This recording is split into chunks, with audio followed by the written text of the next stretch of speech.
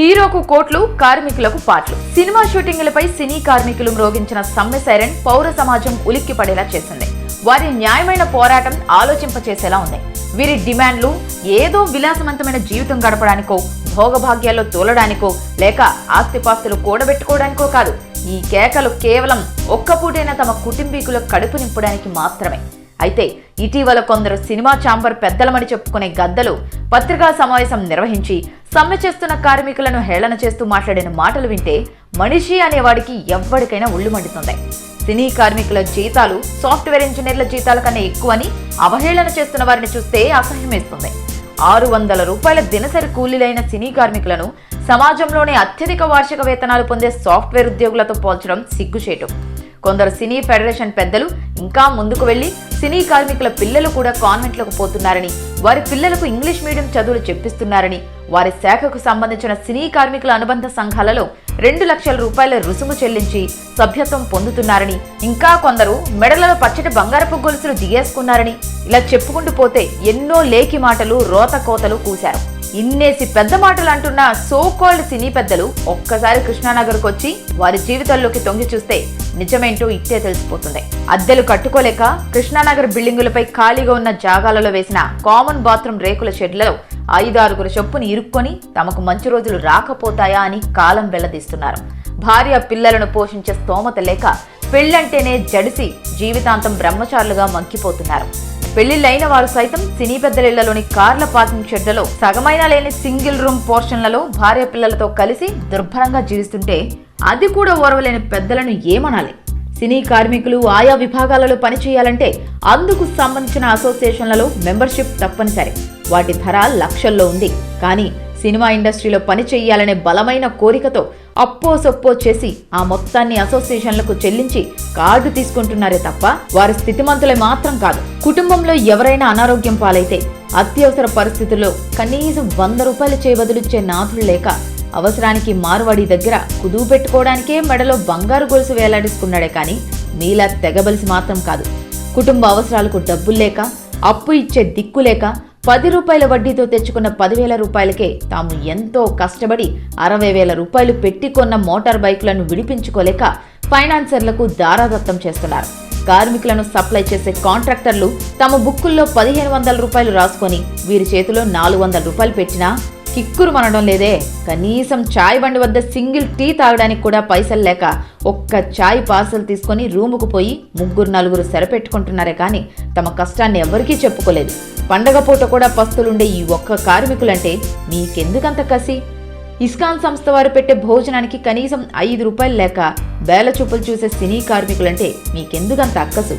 మంచినీళ్లైనా తాగి కడుపు నింపుకుందామంటే నీళ్లు రాని మున్సిపల్ కుళాయిలు వెక్కిరిస్తుంటే అద్దెలు కట్టలేక రూమ్ ఓనర్ కంట పడకుండా పగలంతా తప్పించుకు తిరిగి ఈ అర్ధరాత్రో అపరాత్రో రూమ్ చేరుకొని తిరిగి ఉదయమే మాయమైపోయి బతుకులివి. సినిమా అనే 3 అక్షరాల ఆకర్షణలో పడి హైదరాబాద్ కృష్ణానగర్ వీధుల్లో తిరుగుతూ రాని అవకాశాల కోసం లేనిపోని ఆశలతో స్టూడియోల గేట్ల వద్ద పడిగాపులు కాస్తూ వెనక్కి తిరిగి తమ ఊర్లకు వెళ్లిపోదామంటే వెక్కిరించే ఊరి జనాలకు మొహాలు చూపలేక నానా కష్టాలు పడుతున్న కార్మికులను చూస్తే ఒక్క సినీ పెద్దలకు తప్ప ఎవరికైనా ఏడుపాగదు. అశేష జూనియర్ ఆర్టిస్టులైతేనేమి, గ్రూప్ డాన్సర్లైతేనేమి, ఇతరత్ర సినీ కార్మికులైతేనేమి, ఇంకా రచయితలు, డైరెక్టర్లు, సింగర్లు, మ్యూజిక్ డైరెక్టర్లు, కెమెరామెన్లు, కొరియోగ్రాఫర్లు వగైరా వగైరా సినిమా రంగాన్ని ఏలేస్తామని ఇక్కడికొచ్చి దిక్కుతోచక ఒక్క ఛాన్స్ ఇవ్వండి దిక్కులు పెక్కుటిళ్లేలా రోధిస్తున్నారు. మిన్నంటిన ఈ శబ్దాలేవి సినీ పెద్దలకు వినిపించడం లేదా? లేక వినిపించినట్లు నటిస్తున్నారా? వీరిలో ఏ కార్మికుని జీవితాన్ని తరచు చూసినా అది ఓ సినిమా సబ్జెక్టే అవుతుంది. ఇలాంటి అభాగ్యాలను తోలనాలడానికి సినీ గద్దలకు మనసు ఎలా వచ్చిందో. మానవత్వం లేని ఈ మహానటులు కళ్లకు గంతలు కట్టుకున్నట్లు నటిస్తున్నారే కానీ వారికి ఈ విషయాలు తెలియక కాదు. సినిమా గుత్తాధిపత్యం నేడు కేవలం 1 డజన్ మంది చేతుల్లో బందీ అయింది. యోగి వేమన గారు చెప్పినట్లు సినీ జనులందు కొందరు హీరోలు, డైరెక్టర్లు వేరయ్యా అన్నట్లు సినిమా అనేది కార్మికుల పాలిట శాపమైతే అతి కొద్ది మందికి అవకాశాల పుట్ట. హీరో అనేవాడు సమాజంలో అత్యంత శక్తివంతుడు. కొన్ని లక్షల మంది అభిమానులకు ఆరాధ్య దైవం. ఒక్కసారి పేరు సంపాదిస్తే కొన్ని తరాలకు సరిపోయేంత సంపాదన. ప్రొడక్ట్స్, ప్రమోషన్లు, ప్రకటన రూపాలలో వీరు ఆర్జించే మొత్తాలను లెక్క కట్టడం ఆడిటర్ల తరం కూడా కాదు. తమ వారసులను సులభంగా జనాలపై రుద్దగలరు. సినీ స్టూడియోల స్థాపన పేరుతో కోట్లాది రూపాయల భూములను కారు చౌకగా కొట్టేయచ్చు. రాజకీయ అరంగేట్రం కూడా చాలా సులువు. నిజ జీవితంలో పెద్ద పెద్ద బంగ్లాలలో ఎంతో ఆర్భాటంగా జీవించే వీరు వెండితెరపై మాత్రం కష్టాలు పడుతూ పేదల కోసం పోరాటాలు చేస్తారు. వాస్తవానికి వీరితో సినిమా తీస్తున్న నిర్మాత అప్పుల పాలై వీరికిస్తానన్న రెమ్యునరేషన్లో కొద్ది మొత్తం ఇవ్వలేకపోతే ఆ నిర్మాతల భూములు, స్థలాలు, బంగ్లాలు కాజేసిన హీరోలు, డైరెక్టర్లు, హాస్యనటులు ఎందరో. ఇచ్చిన కాల్ షీట్ల కన్నా 1-2 రోజులు షూటింగ్ షెడ్యూల్ పెరిగితే రోజుకు 25 లక్షల నుంచి 2 కోట్ల రూపాయలు తీసుకునే మహానుభావులు ఎందరో. వీరిలో చాలా మంది తమ ఇళ్లలో పనిచేసే వారికి కనీసం టీ కూడా ఇవ్వరట. ఇంకా ఒక హీరో గారి పని మనిషి సదరు హీరో గారు వాడి పారేసిన బట్టలు కాలేజీకి పోయి తన కొడుకు కోసం అడిగితే ఖరీదైన ఆ బట్టలు ఇల్లు తుడవడానికి కావాలని ఆ హీరో గారి సతీమణి అన్నారట.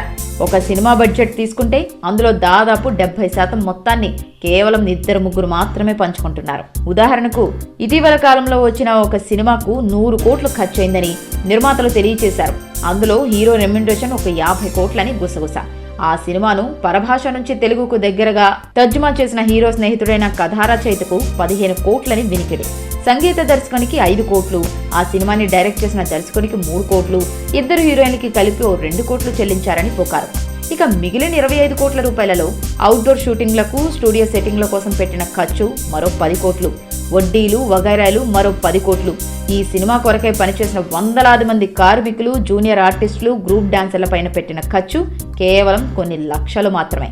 అంటే సినీ కార్మికులకు చెల్లిస్తుంది సినిమా బడ్జెట్లో 1% తక్కువే.